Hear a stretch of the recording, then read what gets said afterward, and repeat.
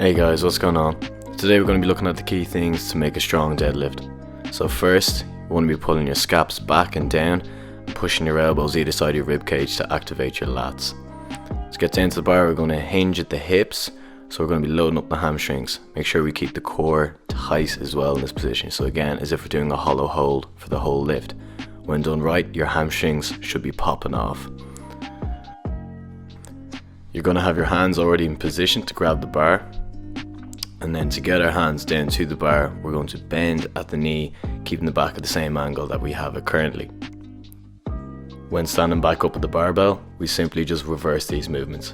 So we straighten at the knee, and then we finish off by bringing the hips through, squeezing the core at the top.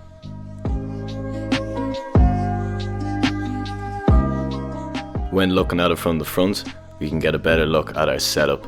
So firstly, looking at foot position, we want our feet to be just at hip width apart, but making sure our toes are pointing forward. Then when approaching the bar, same as always, hinge at the hips first, have the hands ready to go, and then bend the knee. When looking at the width of our hands, we just want them outside our feet, so that when we stand up with the bar, our thumbs should be brushing off our thighs.